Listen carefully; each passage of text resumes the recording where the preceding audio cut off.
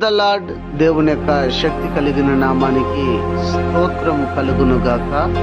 ఈరోజు దేవుని యొక్క వాగ్దానము దావీదు రాసిన 91వ సంకీర్తన 7వ చరణము.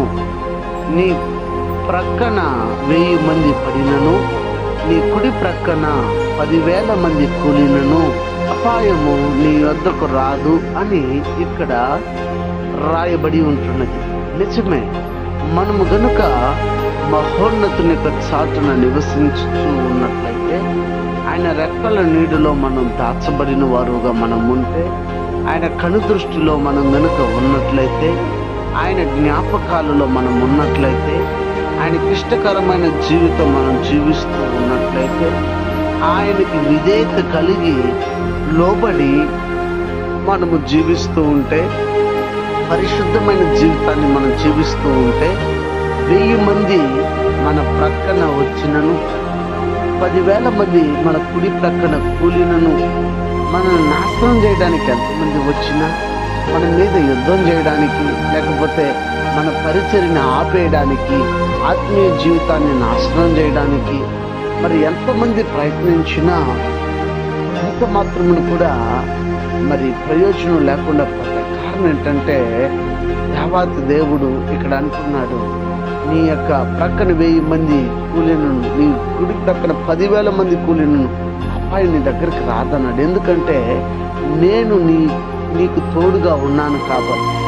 ఏదైనా సమస్య రావాలంటే దేవుణ్ణి దాటి రావాలి. ఏదైనా ఒక ఇబ్బంది కలగాలి అంటే దేవుణ్ణి దాటుకొని రావాలి. దేవుడు అనుమతిస్తేనే అది కలుగుతాయి, లేకపోతే కలగదు. అయితే మనము మహోన్నతుని యొక్క చాటున మనం ఉన్నాం కాబట్టి, ఆయన రెక్కల నీటిలో మనం ఉన్నాం కాబట్టి, మనకి ఎలాంటి మరి కీడు అనేది సంభవించదు.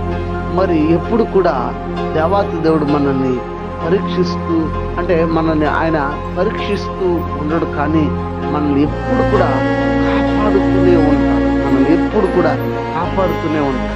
కాబట్టి మనము శత్రువులు చూసి, చుట్టుపక్కల జరుగుతున్న పరిస్థితిని చూసి కృంగిపోకుండా, నా పక్షాన దేవుడు ఉన్నాడు, దేవుని యొక్క రెక్కల నీటిలో నేను దాచబడి ఉన్నానని ధైర్యం తెచ్చుకొని దేవుని యొక్క సముఖంలో ఈ దినాన్ని ప్రార్థనతో ప్రారంభిద్దామా? ప్రార్థన. పరిశుద్ధుడా, ఈ ఉదయకాల సమయం మందు మీరు మాతో మాట్లాడారు, అందులోకి వందనాలు.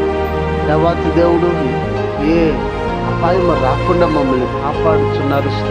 శత్రువులు ఎంతమంది దండెత్తి వచ్చినా మా పక్షాన మీరు ఉండి యుద్ధం చేయబోతున్నారు. స్తోత్రం. అనారోగ్యం చేత ఉన్న వారికి ఆరోగ్యం దయచేయండి, ఆర్థిక ఇబ్బందులు ఉన్న వారికి విడుదల దయచేయండి, రక్షణ లేని వారికి రక్షణ ఇచ్చి ప్రతి వారిని కూడా నీ రాకడికి సిద్ధపరచమని క్రీస్తు పేరిట వేడుకొని ఉన్నాము తండ్రి. ఆమేన్. God bless you. దేవుడు మిమ్మల్ని దీవించి ఆశీర్వదించును గాక. ఆమేన్.